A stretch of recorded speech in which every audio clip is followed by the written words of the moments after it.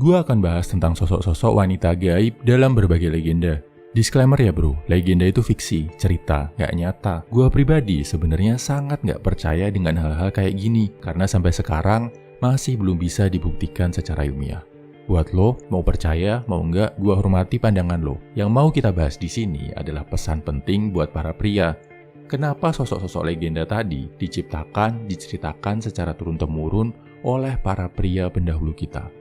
Oke, yang pertama, kategori yang hidup jadi satu dengan alam. Contohnya, nymph. Bahasa Indonesianya, peri. Digambarkan sebagai sosok wanita muda dari dimensi lain yang hidup di suatu area di alam.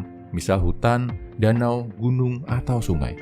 Penampilannya cantik, kadang berinteraksi dengan manusia, bahkan ada yang sampai menikah dan punya keturunan dengan pria biasa. Yang kedua, kategori penjaga. Contohnya Gorgon dan Sphinx. Gorgon konon dikabarkan sebagai wanita yang sangat cantik berambut ular. Dia adalah penjaga gerbang underworld, gerbang perbatasan antara manusia dan alam kematian. Kalau seorang pria yang mau masuk ke underworld tergoda dan menatap mata si Gorgon, dia akan membeku, berubah jadi batu. Hampir sama dengan Gorgon, Sphinx adalah penjaga piramid makam raja di Mesir. Sosok wanita cantik dengan tubuh setengah singa. Dia akan mengajukan teka-teki ke para pria yang berusaha masuk ke piramid. Kalau jawaban mereka salah, si pria akan dimangsa hidup-hidup. Yang ketiga, kategori penggoda. Contohnya, sukubas dan siren. Sukubas adalah makhluk bersayap, sangat cantik dan seksi. Mengajak pria untuk enak-enak sama dia, habis itu jiwa sang pria akan dihisap sampai meninggalkan tubuhnya. Siren adalah wanita bersayap yang menggoda para pelaut dengan suara indahnya. Saat pelaut tergoda, mereka akan mengarahkan kapalnya ke tempat para siren berada. Di sana, mereka akan dimangsa hidup-hidup oleh si siren, kapalnya pun akan ditenggelamkan. Di Indonesia, ada sosok si manis jembatan Ancol, korban kekerasan dipaksa menikah sampai meninggal dunia. Ada juga yang bilang dia korban pemerkosaan. Biasanya akan menyamar jadi wanita cantik, menggoda pria hidung belang yang gak setia sama istrinya, yang gak bisa jaga nafsunya, dan yang tergoda akan menemui ajal. Nah, dari cerita legenda ini, kita bisa ambil beberapa kesimpulan bro. 1. Dari dulu wanita akan menggunakan pesonanya sebagai salah satu senjata ampuh untuk mencapai tujuannya. Entah kecantikannya atau keindahan tubuhnya.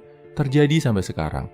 Mungkin untuk menjalin relasi, memenangkan negosiasi, mencari pasangan hidup, atau untuk memuluskan karir. Ini sah-sah aja bro. Nggak bisa dilepaskan dari kodrat wanita.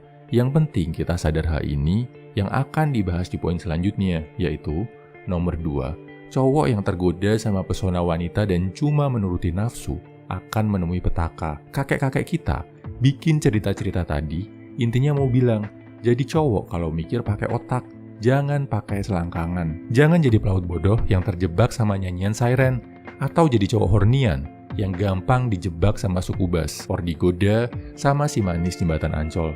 Pertimbangkan dulu pakai kepala atas. Jangan biarkan lo dikontrol kepala bawah bro.